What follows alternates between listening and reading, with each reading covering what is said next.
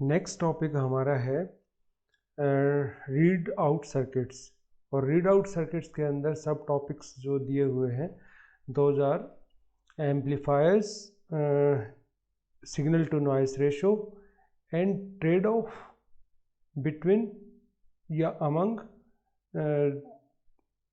SNR, gain and bandwidth. ठीक है, ये तीन टॉपिक हैं इसके अंदर। और एक फोर्थ यू कैन से कि रीड आउट सर्किट्स होते क्या हैं, एक बेसिकली वही एक टॉपिक है। तो इसका मतलब क्या है कि हमें 4 टॉपिक्स यहाँ स्टडी करना है। रीड आउट सर्किट्स क्या है, और उसके अंदर फिर एम्पलीफायर्स आता है, उसको स्टडी करना है। फिर SNR आता है, उसको स्टडी करना है। और उसके बाद SNR, signal to noise ratio, gain और बैंडविड्थ के अंदर क्या रिलेशन है, क्या उनका ट्रेड ऑफ क्या होगा, उन चीज़ों को स्टडी करना है। जैसे हमने टाइम शेड्यूल सेट किया था कि 2 आवर्स के अंदर हमें ये कंप्लीट करना है, लेकिन यदि मैं एम्पलीफायर की ही बात करता हूँ तो एम्पलीफायर बहुत वास्ट है। ठीक है, तो भी मैं कोशिश करूँगा इसको कवर करने की। तो सबसे पहले मैं एम्पलीफायर के बारे में ही बताऊंगा, फिर हम रीड आउट सर्किट वगैरह की बात करेंगे, क्योंकि एम्पलीफायर मोस्ट कॉमन थिंग है जो आप जिसके बारे में जानते हैं। ठीक है, बाकी चीज़ें रीड आउट सर्किट है या SNR है, वो भी थोड़े से हायर लेवल पे आती है। लेकिन जो स्टूडेंट चाहे किसी भी स्ट्रीम का हो, इंजीनियरिंग की किसी भी स्ट्रीम का हो, उसको एम्पलीफायर के बारे में नॉलेज होती है, उसको बेसिक इंट्रोडक्शन दी जाती है। ठीक है, बाकी चीज़ें हम आगे के लेक्चर्स में करेंगे, लेकिन अभी हम एम्पलीफायर से शुरू करते हैं। तो एम्पलीफायर, जब मैं बात करते हैं एम्पलीफायर की, तो ट्रांजिस्टर एम्पलीफायर्स की हम बात करते हैं। जब मैं आपको रीड आउट सर्किट्स पढ़ाऊंगा तो मैं आपको डिफरेंट टाइप के और भी एम्पलीफायर्स बताऊंगा, वहाँ और चीज़ें भी डिस्कस करेंगे। लेकिन अब फ़िलहाल आप ये समझ लो कि हम ट्रांजिस्टर एम्पलीफायर्स की बात करते हैं, ट्रांजिस्टर बेस्ड एम्पलीफायर्स की बात करते हैं। तो जो फर्स्ट ट्रांजिस्टर है वो डेवलप किया था बेल लैब्स के ने, और दिसंबर 16, 1947 में डेवलप किया गया था ये। और उसके बाद जो ट्रांजिस्टर बनने के बाद जो इलेक्ट्रॉनिक्स फील्ड के अंदर जो रिवॉल्यूशन आया वो आपसे छिपा हुआ नहीं है। बहुत बड़े बड़े साइज़ के जो इलेक्ट्रॉनिक्स इक्विपमेंट्स होते थे, इलेक्ट्रॉनिक्स डिवाइसेस होती थी, उनके साइज़ रिड्यूस हो गए because of only because of the invention of the transistor. उससे ट्रांजिस्टर से पहले क्या होता था, ट्रायोड वैक्यूम ट्यूब्स का यूज़ करके ट्रायोड्स, डायोड्स ये होते थे। डायोड्स तो अब भी है, लेकिन अब किस चीज़ की हेल्प से हैं, किस चीज़ से बने हुए हैं, वो सेमीकंडक्टर से बने हुए हैं। लेकिन पहले क्या था, वैक्यूम ट्यूब्स का यूज़ होता था, और वैक्यूम ट्यूब्स का यूज़ करके तब बनते थे ट्रायोड्स। ठीक है, अब इसी में हम आगे बढ़ते हैं। हम क्या स्टडी करेंगे इसके अंदर, बाईपोलर ट्रांजिस्टर एम्पलीफायर, BJT बोलते हैं, बाईपोलर जंक्शन ट्रांजिस्टर बोलते हैं इसको। एम्पलीफायर ऑपरेटिंग प्रिंसिपल देखिए, BJT बाईपोलर जंक्शन ट्रांजिस्टर और UJT यूनिपोलर जंक्शन ट्रांजिस्टर, ये दो टर्म्स बहुत ज़्यादा यूज़ होती हैं। तो बाईपोलर जंक्शन ट्रांजिस्टर क्यों बोलते हैं, बाईपोलर जंक्शन ट्रांजिस्टर किस लिए बोला जाता है, पर्पज़ क्या है, मीन्स उसका रीज़न क्या है, क्यों बोलते हैं, उसका मैं बता देता हूँ। कि जो ऑर्डिनरी ट्रांजिस्टर जो आपने अब तक पढ़ा है, उसके अंदर क्या है कि जो करंट है वो minority carriers as well as majority carriers, means majority carrier के कारण तो है ही करंट, साथ में माइनॉरिटी कैरियर्स के कारण भी करंट होता है।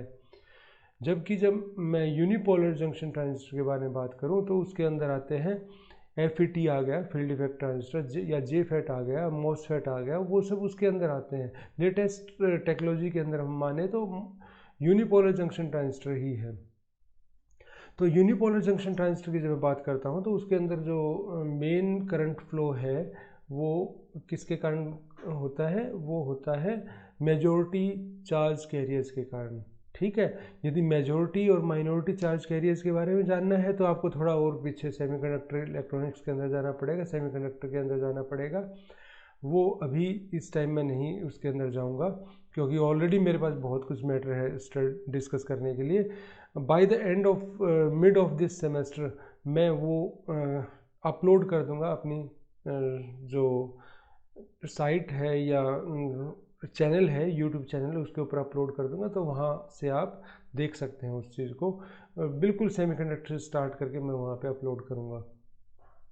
तो फिलहाल आप ये जान लीजिए कि जो unipolar junction transistor, those are more prone to immune to more immune to the noise से ज़्यादा इम्यून है, वो इम्यूनिटी ज़्यादा है नॉइस के लिए उनकी। ठीक है, तो आप ये कह सकते हैं। क्यों? उसका रीज़न क्या है? क्योंकि जब भी आप कभी इसकी बात करते हैं कि टेम्परेचर राइज की बात करते हैं या कुछ भी नॉइज़ की बात करते हैं, मेनली इफेक्ट कहाँ आता है? माइनॉरिटी कैरियर्स के कारण आता है। और माइनॉरिटी कैरियर्स में जब चेंज आएगा तो वो इफेक्ट कहाँ डालेगा? वो बाईपोलर जंक्शन ट्रांजिस्टर में डालेगा, बीजेटी में डालेगा। यूनिपोलर जंक्शन ट्रांजिस्टर में वो इफेक्ट नहीं डालेगा, क्योंकि उसके कारण करंट ही फ्लो नहीं हो रहा वहाँ उस करंट फ्लो हो रहा है सिर्फ मेजॉरिटी चार्ज कैरियर के कारण। ठीक है, तो वहाँ आप बोल सकते हो कि हीट यदि हीटिंग इंक्रीज हो रही है तो उसका इफेक्ट भी, उसका नेगेटिव इफेक्ट भी किसके ऊपर पड़ेगा? बाईपोलर जंक्शन ट्रांजिस्टर के ऊपर। यूनिपोलर जंक्शन ट्रांजिस्टर के ऊपर वो इफेक्ट नहीं है। ओवरव्यू क्या स्टडी करेंगे इसमें? हम डायनेमिक ऑपरेशन, स्टैटिक और डायनेमिक ऑपरेशन, दो टाइप के ऑपरेशन होते हैं, और वो आगे मैं बताऊंगा अभी आपको। कॉन्फ़िगरेशंस देखेंगे, common emitter, common collector, common base configurations देखेंगे, टेम्परेचर स्टेबलाइजेशन देखेंगे और कपलिंग देखेंगे। एक्चुअली जो एम्पलीफायर मैं आपको करवाऊंगा, दो डिफरेंट पीपीटीज मेरे पास है। उन दोनों डिफरेंट पीपीटीज में कुछ पोर्शन एक में कवर हो रहा है, कुछ दूसरे में कवर हो रहा है, तो और कुछ 10-20% दोनों में सेम भी है। तो मैं इन दोनों की हेल्प से करवाऊंगा। कुछ चीज़ें यहाँ कवर होंगी, कुछ दूसरे में कवर होंगी, तो कोशिश करूँगा सब चीज़ कवर करने की, एटलीस्ट सिंपल एम्पलीफायर की जब बात करेंगे तो। यहाँ देखिए, यहाँ इक्विवेलेंट सर्किट दिखाया गया है एम्पलीफायर का। मीन्स एक रफ सा डायग्राम है। इक्विवेलेंट आप ये नहीं कह सकते कि ट्रांजिस्टर का एम्पलीफायर का एक इक्विवेलेंट सर्किट है। ये जस्ट एक ये बताया गया कि कुछ इस तरीके से आप इसको सोच सकते हैं कि कुछ ऐसा है। और इसके अंदर क्या है कि ये आप देखेंगे, ध्यान से देखना कि यहाँ यदि ये रेजिस्टेंस है, यदि मैं इसको लो कर दूँ तो इसका मतलब क्या होगा? ए और बी के अक्रॉस वोल्टेज डाउन हो जाएगी, वोल्टेज कम आएगी। ठीक है, इस रेजिस्टेंस को मैं इंक्रीज कर दूं तो यहाँ जो वोल्टेज है वो ज़्यादा मिलेगी आपको। ये कंसेप्ट आपको, ये सर्किट थ्योरी का यदि कंसेप्ट आपने अच्छे से पढ़े हैं, या आपके टाइम में बेसिक ऑफ इलेक्ट्रिकल इंजीनियरिंग के कंसेप्ट जो है वो यदि आपने ध्यान से पढ़े हैं तो आप ये चीज़ समझ सकते हो। ठीक है, पोटेंशियल डिवाइडर फार्मूला लगता है। पोटेंशियल डिवाइडर फार्मूला क्या होता है? यदि आपको इसके अक्रॉस वोल्टेज देखनी है तो R2 divide by R1 plus R2 multiplied by total voltage जो इन पॉइंट्स के बीच में अप्लाइड है, तो आपको क्या मिल जाएगा? ये वोल्टेज मिल जाएगी। ये रेजिस्टेंस जितना कम होगा, उसका मतलब क्या है कि यहाँ वोल्टेज ड्रॉप उतना ही कम होगा, यहाँ वोल्टेज उतना ही कम मिलेगा। ये रेजिस्टेंस जितना ज़्यादा होगा, यहाँ वोल्टेज हमें उतनी ज़्यादा मिलेगी। ठीक है, कुछ यही कंसेप्ट यहाँ यूज़ होता है। जैसे ही मैं इसका रेजिस्टेंस देखिए, यहाँ तो मैंने एक रेजिस्टेंस दिखा रखा था, वेरिएबल रेजिस्टेंस दिखा रखा था। यहाँ आपको कोई डायरेक्ट रेजिस्टेंस नहीं दिख रहा, यहाँ तो एक ट्रांजिस्टर दिख रहा है। आप कहोगे यहाँ तो ट्रांजिस्टर है, रेजिस्टेंस तो है ही नहीं। लेकिन ट्रांजिस्टर का अपना कुछ इंटरनल रेजिस्टेंस होता है, जो रेजिस्टेंस वेरिएबल होता है विद रिस्पेक्ट टू कि उसके अंदर इन टर्मिनल्स के बीच में पोटेंशियल क्या लगाया गया है। उन पोटेंशियल के ऊपर डिपेंड करता है कि इसके अंदर इसका पोटेंशियल क्या है, इसका रेजिस्टेंस क्या है।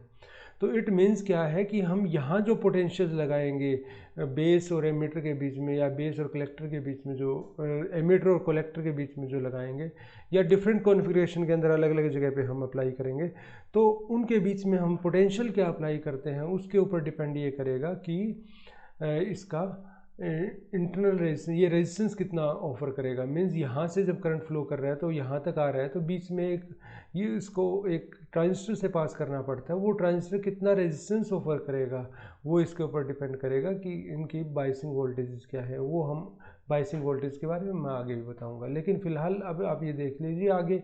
यहाँ हमने एक सोर्स लगा के दिखाया हुआ है, वो सोर्स एक्चुअल में क्या है कि इनके बीच में पोटेंशियल प्रोवाइड कर रहा है। जो मैं बात कर रहा था ना, कितना पोटेंशियल लगाया जाएगा, कितनी वोल्टेज लगाई जाएगी। देखो वोल्टेज दो जगह से दी जा रही है, एक ये दिया जा रहा है और एक ये भी दिया जा रहा है, ठीक है। यदि मैं इन दोनों पॉइंट्स के बीच में बात करूं तो फिलहाल तो मैं यहीं से वोल्टेज दे रहा हूं, यहाँ से कोई वोल्टेज इधर फिलहाल नहीं मिल रहा, ठीक है। तो आप ये देखिए कि यहाँ जो मैं साइनोसॉइडल सिग्नल लगा रहा हूँ, वो साइनोसॉइडल सिग्नल ही इसको कभी तो फॉरवर्ड बायस कर रहा है, कभी रिवर्स बायस कर रहा है। फॉरवर्ड और रिवर्स की का मैं बता देता हूँ क्या होता है। फॉरवर्ड रिवर्स का मीनिंग ये है, ये NPN ट्रांजिस्टर है। NPN ट्रांजिस्टर को याद रखने के लिए ये ध्यान रखना, N का मतलब यदि मैं हिंदी में ही बात करूँ तो निकल रही है ना, ये यहाँ सिग्नल एरो बाहर की तरफ निकल रहा है, तो याद रखने का तरीका ये आपका, ये बाहर की तरफ आ रहा है तो NPN निकलने, जो निकल रहा है सिग्नल यहाँ से, जो डायरेक्शन है बाहर की तरफ निकलते हुए है, तो ये याद रखने का तरीका है। और PNP इसका अपोजिट होगा। तो आप ये देख सकते हैं कि ये जब N और ये P है, जब मैं P को हायर पोटेंशियल पे रखता हूँ और N को लोअर पोटेंशियल पे रखता हूँ तो मैं उसको बोलता हूँ फॉरवर्ड बायस। जब मैं N को हायर पोटेंशियल पे रखता हूँ और P को लोअर पोटेंशियल पे रखता हूँ तो मैं उसको बोलता हूँ रिवर्स बायस। अब आपके दिमाग में एक क्वेश्चन आएगा कि ये और ये दोनों तो N ही हैं, तो इनमें कैसे पता लगेगा कि कौन सा आपने रिवर्स बायस किया है, कौन सा फॉरवर्ड बायस किया है। तो उसमें ये समझ लीजिए, जो कलेक्टर पोर्शन है उसका साइज़ बड़ा होता है कंपेरेटिवली एमिटर पोर्शन के, तो उसमें हम ये मानते हैं कि कलेक्टर इज़ कंसिडर्ड। आपने यदि कलेक्टर को रिवर्स बायस कर दिया, कलेक्टर के ऊपर आपने पॉजिटिव लगा दिया, तो आप ये कंसिडर कर लो कि आपने इसको रिवर्स बायस हो गया ये, ठीक है। तो यहाँ भी देख लीजिए आप, यहाँ इसके ऊपर पॉजिटिव लगाया है, बैटरी का पॉजिटिव लगाया है कलेक्टर के ऊपर, इट मीन्स इसको रिवर्स बायस किया गया है। अब इसके अंदर आप देखिए कि सबसे ये तीनों जो चीज़ मैंने यहाँ शो की थी उनको 1 बाय 1 यहाँ डिस्कस कर रखा है। जो चीज़ मैंने एक्सप्लेन की है वही इसमें यहाँ बताई है। तो इसका मतलब क्या है कि वोल्टेज रेजिस्टेंस को फॉलो कर रही है। रेजिस्टेंस यदि कम हुआ तो यहाँ आउटपुट जो है वो भी कम हो जाएगी। रेजिस्टेंस यदि इंक्रीज हुआ तो यहाँ आउटपुट भी इंक्रीज हो जाएगी। तो it means you can say that output is following this resistance. अब इस रेजिस्टेंस को फॉलो कर रही है आउटपुट, आप ये बोल सकते हैं। अब आप यहाँ आते हैं तो मैंने अब यहाँ भी ये चीज़ एक्सप्लेन की थी आपको कि ए और बी के अंदर आउटपुट किसके ऊपर डिपेंड कर रही है कि इसका इंटरनल रेजिस्टेंस कितना ऑफर करेगा। जितना इंटरनल रेजिस्टेंस ये ऑफर करेगा उसके कॉरस्पॉन्डिंग आउटपुट आएगी। यदि इंटरनल रेजिस्टेंस इसका कम होगा तो इट मीन्स क्या है, आउटपुट इसकी जो आउटपुट आएगी वो लो आएगी, और यदि हाई होगा तो आउटपुट हाई आएगी। देखिए यहाँ भी लिखा हुआ है कि output increase the resistance of Q1 means इस ट्रांजिस्टर की बात कर रहे हैं, voltage from A to B increases. यहाँ भी इसका मतलब क्या है कि वोल्टेज जो है वो रेजिस्टेंस को ही फॉलो कर रही है। यहाँ देखिए जो G1 सिग्नल है ये साइनोसॉइडल है, ये इंक्रीज पॉजिटिव साइड में करेगा फिर नेगेटिव साइड में आएगा, इस तरह से चेंज होता रहेगा। और यहाँ इन टर्मिनल्स के बीच में कोई डीसी पोटेंशियल नहीं लगा रखा, सिर्फ एसी पोटेंशियल लगाया हुआ है। इसका मतलब क्या है कि इसका जो रेजिस्टेंस है वो इसके ऊपर डिपेंड करेगा। जैसे जैसे ये सिग्नल वेरी करेगा वैसे इसका रेजिस्टेंस भी वेरी करेगा। इट मीन्स क्या है कि जो सिग्नल यहाँ लगाया हुआ है उसकी रिप्लिका आपको आउटपुट में मिलेगी, लेकिन वो एम्पलीफाइड मिलेगी। उसका सिग्नल लेवल इंक्रीज होके मिलेगा, एम्पलीट्यूड इंक्रीज होके मिलेगा। और वो इंक्रीज क्यों हो रहा है, ऐसा थोड़ी है यहाँ कोई जादू हो रहा है, मैजिक हो रहा है, ऐसा नहीं है। यहाँ एक्चुअली क्या है कि ये जो वोल्टेज लगा रखी है आपने, डीसी वोल्टेज लगा रखी है, उसका ही यूज़ करके ये चीज़ आपको आउटपुट में मिल रही है। जनरली मैं कभी समटाइम्स बच्चों से पूछता हूँ, बच्चों ये बताओ एक एम्पलीफायर का गेन मैं बता देता हूँ अभी फ़िलहाल क्या है। गेन यदि गेन होता है आउटपुट को इनपुट से डिवाइड कर दो, उसको गेन बोलते हैं। मीन्स कितने टाइम सिग्नल इंक्रीज हो गया। मैं बोलता हूँ बच्चों को कि यदि गेन 100 है, गेन 100 है means output signal divide by input signal यदि 100 आ रहा है, गेन 100 है, तो आप ये बताइए कि मैंने इनपुट सिग्नल यदि 1 वोल्ट अप्लाई किया तो आउटपुट सिग्नल कितना आएगा। बच्चे बोलते हैं कि 100 वोल्ट। अब आप सोचिए कि क्या वो ठीक बोलते हैं गलत बोलते हैं। मैं इस वीडियो के बाद में आपको रिप्लाई करूँगा कि वो ठीक बोलते हैं गलत बोलते हैं, ठीक है। मीन्स जब ये लेक्चर आगे बढ़ेगा तो मैं रिप्लाई करूँगा। सोचते रहिए तब तक आप कि क्या यहाँ आउटपुट 100 वोल्ट मिल सकती है, यदि मैं यहाँ 10 वोल्ट लगाऊँ तो यहाँ 1000 वोल्ट मिल सकती है। इसके बारे में आप ज़रा सोचते रहिए कि और ये तो मैंने 100 गेन की बात की, गेन यदि 1000 हो तो क्या होगा। ऑपएम्प ऑपरेशनल एम्पलीफायर होता है, उसका गेन 1 लाख होता है, 1 लाख होता है। यदि 1 वोल्ट दे दो यहाँ 1 लाख वोल्ट मिलेगी क्या, इसके बारे में थोड़ा सोचिए आप। मैं लास्ट में बताऊंगा आपको, जब ये चीज़ें कवर हो जाएंगी उसके बाद बताऊंगा, लेकिन अभी थोड़ा सा इसके बारे में सोचिए आप। एम्प्लीफिकेशन होता क्या है। एक्चुअली एम्प्लीफिकेशन जो डिपेंड करते हैं वो ट्रांजिस्टर के रेजिस्टेंस के ऊपर डिपेंड करती है। मैंने अभी बताया था आपको, ऑलरेडी मैं आपको बता चुका हूँ। तो होता क्या है कि जब हम एम्प्लीफिकेशन की बात करते हैं कि स्मॉल वेरिंग सिग्नल होता है, मीन्स स्मॉल छोटे छोटे वेरिएशन होते हैं, स्मॉल वेरिएशंस होते हैं। जब मैं इनपुट सिग्नल देता हूँ तो इनपुट एसी सिग्नल देता हूँ तो वो जब आउटपुट में मिलते हैं तो लार्ज चेंज के साथ मिलते हैं, बड़े चेंज आते हैं। मीन्स सिग्नल एम्पलीफाई हो गया तो इसका मतलब चेंज भी ज़्यादा हो गया उसमें। मैं ये मानता हूँ कि change, there is a large change. तो मैं जब इनपुट सिग्नल दूंगा तो वहाँ पे स्मॉल चेंज होंगे, और जब मैं आउटपुट सिग्नल लूँगा तो वहाँ लार्ज चेंज होंगे। तो मैं ये कह सकता हूँ कि इनपुट के अंदर जो सिग्नल होगा उसके अंदर स्मॉल सिग्नल होगा, और जो आउटपुट में मिलेगा वो लार्ज सिग्नल मिलेगा। वैसे एक बात बता दूं आपको यहाँ कि जो ट्रांजिस्टर वर्ड है वो दो वर्ड से मिलके बना है, ट्रांसफ़र और रजिस्टर। मीन्स एक्चुअल में क्या हो रहा है कि जो एम्प्लीफिकेशन का जो सारा काम हो रहा है वो सिर्फ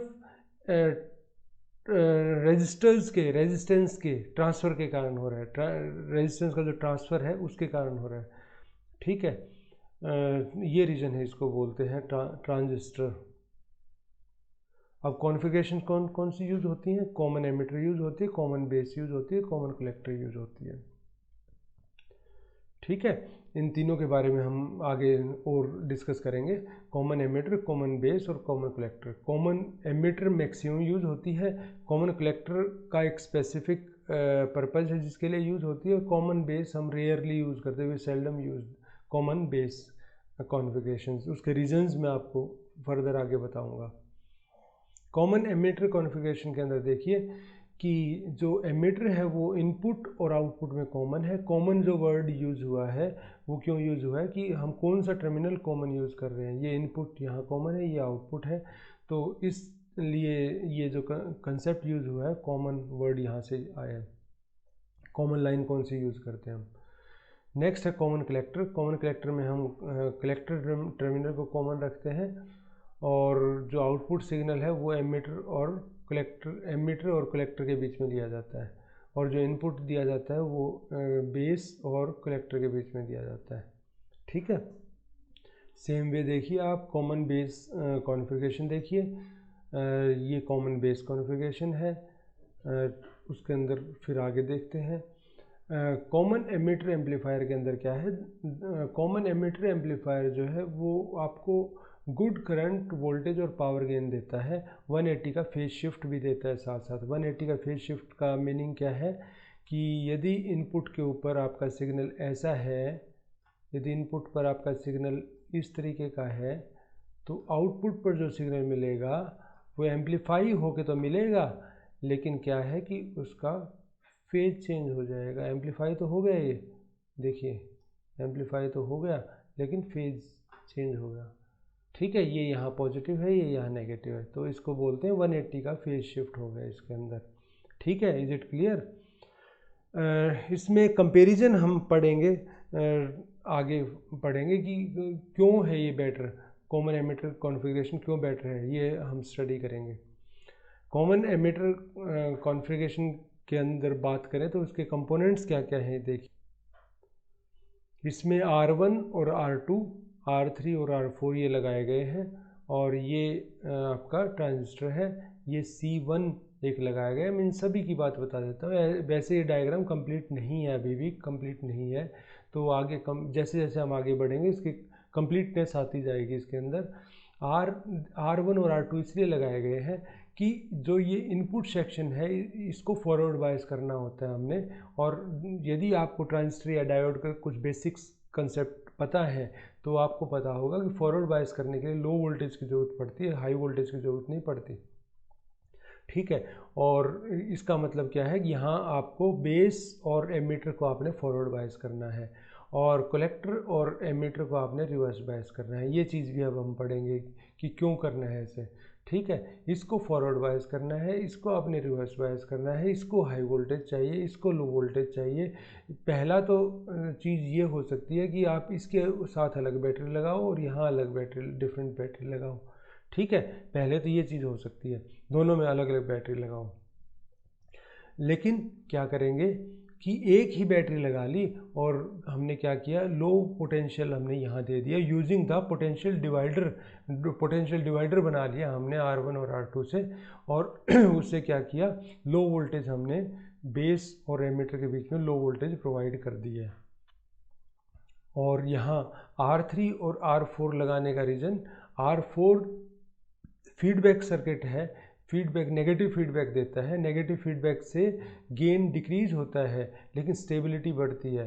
स्टेबिलिटी बनाने के लिए इसको देते हैं। आगे हम पढ़ेंगे ये चीज़ें, सब चीज़ पढ़ेंगे, अभी घबराओ मत इसको देख के।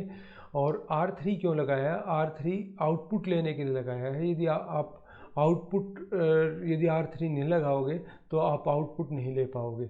अब आपके दिमाग में क्वेश्चन आएगा, ये आउटपुट तो यहाँ से ले रहे हैं, इसको मैं आउटपुट क्यों बोल रहा हूँ। ये चीज़ भी मैं अब आगे आपको एक्सप्लेन करूँगा, ये सब चीज़ें आगे एक्सप्लेन करेंगे हम। अब बच गया ये C1 हमने क्यों लगाया है। C1 फिल्टर है एक तरीके से, जो इनपुट से जो सिग्नल जा रहा है उसको फिल्टर करने का काम कर रहा है कि उसमें से कोई डीसी कंपोनेंट आगे ना जाए, क्योंकि डीसी कंपोनेंट आगे जाएगा तो ये जो पूरा सिस्टम है जो स्टेबलाइज किया हुआ है हमने, उस चीज़ को डिस्टर्ब कर देगा। मीन्स यहाँ कोई भी डीसी सिग्नल इसके अंदर नहीं जाना चाहिए, यहाँ अंदर जो जाएगा वो सिर्फ एसी सिग्नल ही जाएगा। देखिए बच्चों, बहुत कुछ है बताने के लिए ट्रांजिस्टर के अंदर, तो मैं कोशिश करूँगा चीज़ों को कवर करने की। फिर भी कुछ चीज़ रह जाए तो आप मुझसे पूछ सकते हैं, अलग से पूछ लेना आप मुझसे, मैं आपको एक्सप्लेन कर दूँगा। जहाँ जितनी आपको रिक्वायरमेंट होगी आई विल एक्सप्लेन यू।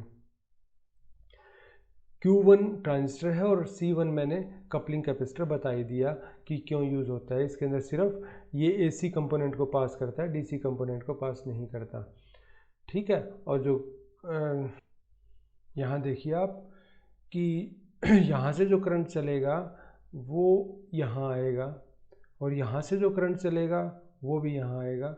तो टोटल करंट कितना होगा आप ये देखिए, टोटल करंट जो यहाँ से जो करंट आएगा वो करंट, और जो यहाँ से जो करंट आएगा मीन्स यहाँ से जो करंट फ्लो कर रहा है वो, तो यहाँ से जो करंट आएगा वो 5% होगा, यहाँ से जो करंट आएगा वो 95 होगा 95%, और यहाँ जो करंट होगा वो 100% होगा। ठीक है, तो जो करंट है वो VCC से ग्राउंड के ऊपर फ्लो कर रहा है इसके अंदर, वो देख सकते हैं आप। जब आप सिग्नल अप्लाई करोगे तो उसमें 4 चीज़ें होंगी। क्या क्या होगा, बेस, एमीटर और कलेक्टर करंट जो वो चेंज होंगे, मतलब तीनों करंट चेंज होंगे जब आप सिग्नल अप्लाई करोगे। देखिए यहाँ एक चीज़ समझ लेना आप कि एक वोल्टेज यहाँ अप्लाई की गई और एक यहाँ अप्लाई की गया है। ठीक है, एक सिग्नल यहाँ अप्लाई किया गया और एक सिग्नल यहाँ अप्लाई किया गया है। ये जो सिग्नल है ये मैसेज सिग्नल नहीं है, ये कोई ऐसा सिग्नल नहीं है जिसके ऊपर आप प्रोसेसिंग कर रहे हो, ये ऑपरेटिंग सिग्नल है, इसको आप बोलते हो ऑपरेटिंग वोल्टेज। ठीक है, इसको ऑपरेटिंग वोल्टेज बोलते हो। और ये जो है इसको प्रोसेस किया जा रहा है, इसको प्रोसेस करके इसके रिस्पेक्ट में आपको प्रोडक्ट मिलेगा। अब मैं छोटा सा एग्जांपल देता हूँ आपको। चक्की है, गेहूँ पीसने वाली चक्की है जिसमें आप फ्लोर बनाते हो, ग्राइंड करके गेहूँ ग्राइंड करके फ्लोर बनाते हो, आटा बनाते हो। तो उसके अंदर इनपुट क्या है, कोई आपसे ये पूछे तो चल किससे रही है, वो इलेक्ट्रिसिटी से चल रही है। और उसके अंदर प्रोसेस किस चीज़ को किया जा रहा है, गेहूं को किया जा रहा है, वीट को किया जा रहा है, और आउटपुट में आपको फ्लोर मिल रहा है।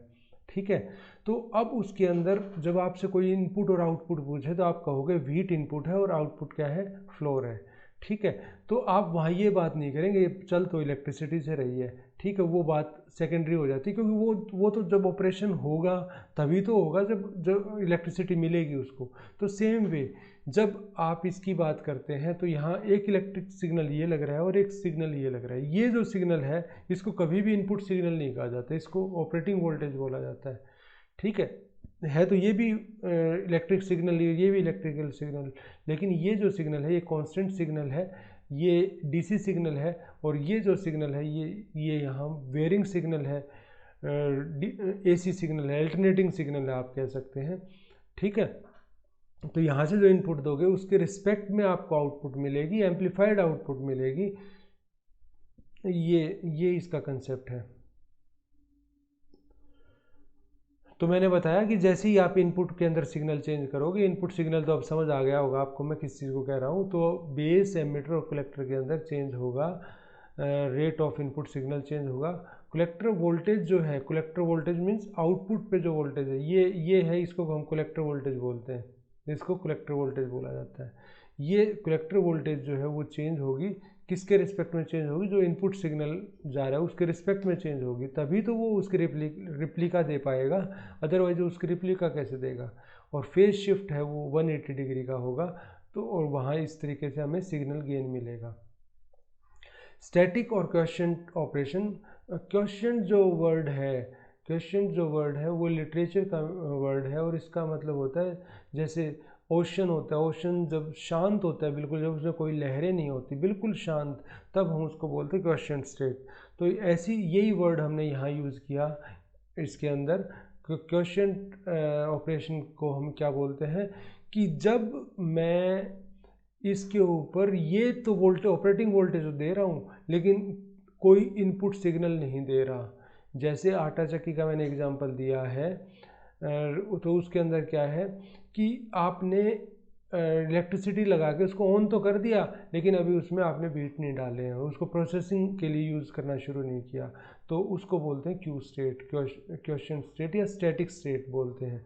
तो स्टैटिक स्टेट के अंदर आप सिर्फ डीसी आप अप्लाई करोगे और कोई एसी सिग्नल आपका नहीं होगा, ठीक है। Static condition means the circuit does not have an input signal, ठीक है, और नॉन वेरिंग कंडीशन इसके अंदर नहीं है।